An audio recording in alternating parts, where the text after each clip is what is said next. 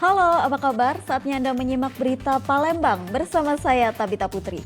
Sejumlah berita menarik akan kami sajikan untuk Anda. Berikut 3 pertama hari ini. Seorang karyawan perusahaan penerbit buku sekolah ditangkap polisi karena menggelapkan uang buku yang telah ditagihnya dari sekolah-sekolah. Warga yang telah menempati lahan tanpa izin dari pemilik lahan membongkar rumah mereka setelah mendapat peringatan dan uang pengganti dari pemilik lahan. Sebuah warung nasi yang sekaligus juga menjual bensin eceran hangus terbakar.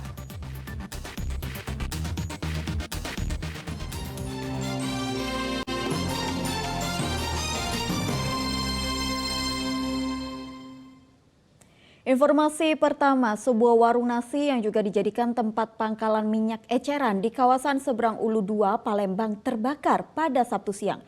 Diduga kebakaran terjadi saat pemilik warung yang hendak menuangkan minyak tersambar api dari sebuah kompor. Akibat kejadian ini, pemilik warung menderita luka bakar ringan di bagian tangannya. Warung nasi yang berada di Jalan DI Panjaitan Seberang Ulu 2 Palembang ini hangus setelah api melalapnya pada Sabtu siang. Beruntung masih ada bagian warung yang tidak ikut terbakar karena warga sekitar berupaya memadamkan api dengan menggunakan alat seadanya. Usai api padam, warga dan pemilik warung bersama-sama berusaha menyingkirkan puing bekas kebakaran. Kejadian berawal saat pemilik warung yang juga menjual minyak eceran hendak menuangkan pertalite di dalam warung. Namun tiba-tiba saja api yang berasal dari kompor menyambar pertalite yang sedang dipegang pemilik warung, lalu api pun berkobar. Akibat kejadian ini pemilik warung bernama Rani terkena api sehingga menderita luka bakar ringan pada bagian tangannya. Lagi kebakaran, jadi tadi karena kompor, jadi menuangkan minyak bensin, sehingga api menyambar di kebakaran. Kejadian tadi jam 10.30 sebelum miliknya ya. Tapi tadi cuman luka bakar ringan lah. Luka bakar ringan bang ya.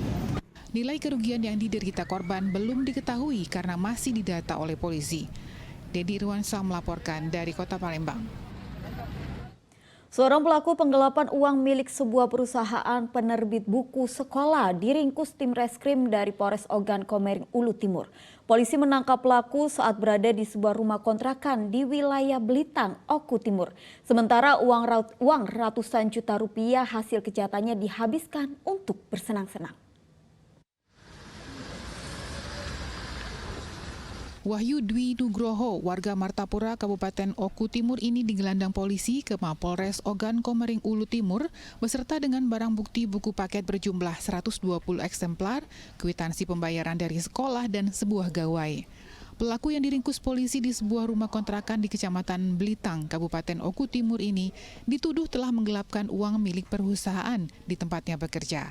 Akibatnya pihak perusahaan menderita kerugian hingga sebesar 195 juta rupiah.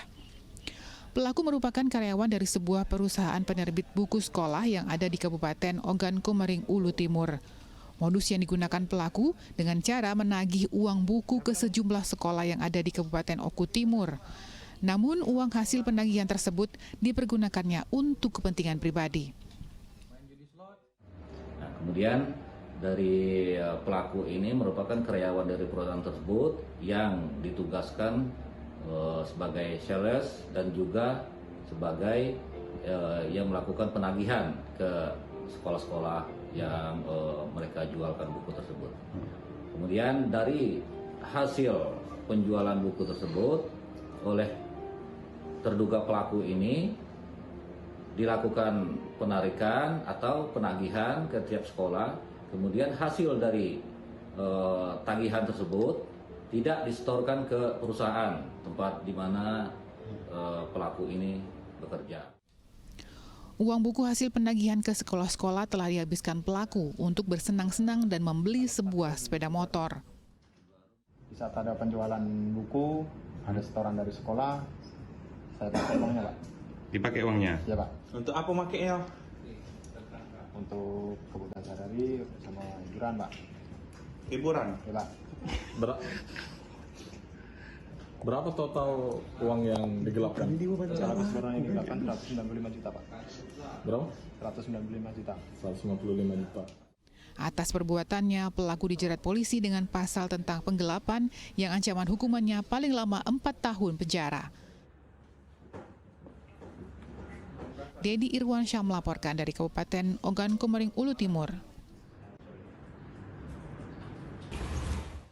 Kementerian Agama Republik Indonesia meminta masyarakat Sumatera Selatan untuk lebih berhati-hati dalam memilih biro perjalanan haji dan umroh agar tidak mudah tergoda dengan biaya murah. Dalam beberapa hari terakhir sering muncul kasus penipuan umroh dan haji yang merugikan masyarakat. Sumatera Selatan sendiri tercatat pada peringkat ke-8 dengan jumlah jemaah umroh terbanyak di Indonesia. Beribadah umrah dan haji ke Tanah Suci Mekah merupakan impian setiap muslim termasuk umat Islam di Sumatera Selatan. Bahkan Sumatera Selatan tercatat sebagai peringkat ke-8 dengan jumlah jemaah umroh terbanyak di Indonesia. Kementerian Agama Republik Indonesia meminta masyarakat Sumatera Selatan untuk lebih berhati-hati memilih biro perjalanan haji dan umroh agar tidak mudah tergoda dengan biaya murah.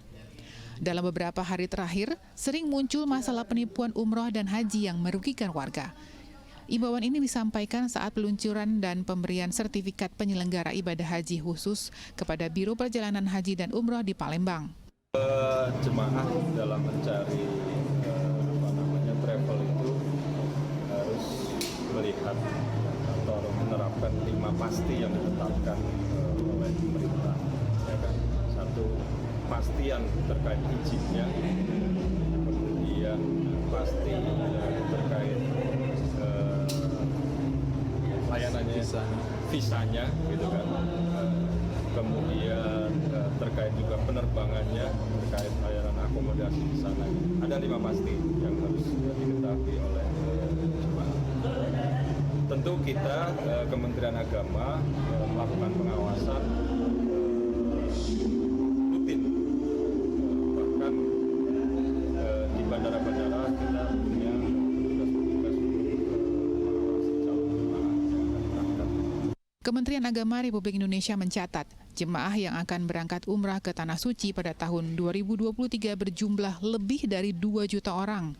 Sedangkan untuk haji reguler yang sudah terdaftar per bulan Februari tahun 2023 mencapai 5,3 juta calon haji dengan antrean nasional 233.000 per tahun. Artinya masyarakat yang akan menunaikan ibadah haji reguler harus sabar menunggu selama 13 sampai 15 tahun. Dedi Irwansyah melaporkan dari Kota Palembang. Kantor Kementerian Agama Kabupaten Ogan Komering Ulu belum menetapkan kuota haji 2023 wilayah Kabupaten Ogan Komering Ulu.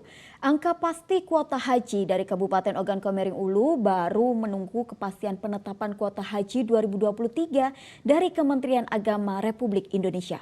Meski demikian, calon jemaah haji diminta untuk tetap menjaga kesehatan dan mempersiapkan biaya pelunasan haji. Kantor Kementerian Agama Kabupaten Ogan Komering Ulu belum berani memastikan jumlah kuota haji tahun 2023 untuk Kabupaten Ogan Komering Ulu. Sebab kepastian jumlah kuota haji ini masih menunggu penetapan dari Kementerian Agama Republik Indonesia. Sejauh ini penyelenggara ibadah haji atau PIH dari Kanwil Sumatera Selatan masih melakukan seleksi jumlah jemaah setiap kabupaten dan kota untuk menentukan kuota haji setiap daerah.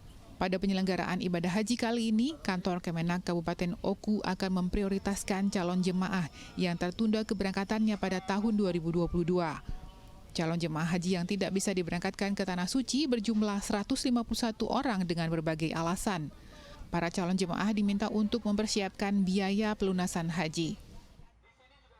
Siap-siapkan uang untuk pelunasan karena tidak lama lagi KMA tersebut akan diturunkan oleh Kementerian Agama. Pak, kuota keseluruhan tahun ini berapa banyak, Pak? Untuk kuota keseluruhan jemaah haji Indonesia kan 221 juta. Untuk Indonesia, untuk Ogan Komering Ulu sampai saat ini kita belum berani mengumumkan. Yang dipastikan yaitu jemaah yang tertunda 2022 tadi ada 151 jemaah. Kantor Kementerian Agama Kabupaten Ogan Komering Ulu memastikan pada tahun 2023 tidak ada pembatasan usia calon jemaah haji seperti tahun sebelumnya.